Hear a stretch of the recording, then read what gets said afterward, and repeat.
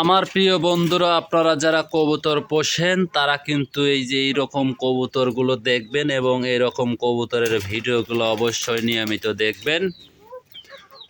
আর নতুন যারা তারা চ্যানেলটি অবশ্যই সাবস্ক্রাইব করে দিবেন। আমার চ্যানেলটিও নতুন,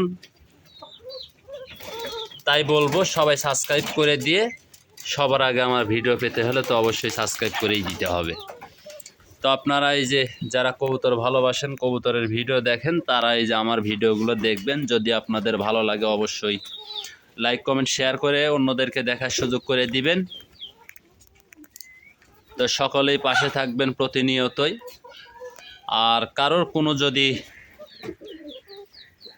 কিছু জানার প্রয়োজন থাকে অবশ্যই ছোট্ট একটা কমেন্টে বলবেন, কমেন্টে লিখে যাবেন, আমি আপনাদেরকে অবশ্যই বলবো।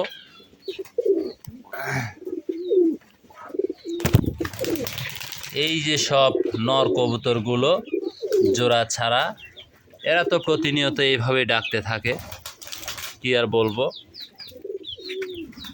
এই যে দেখুন,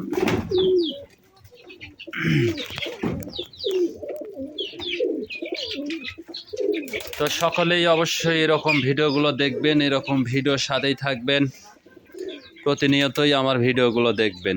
আমি বলবো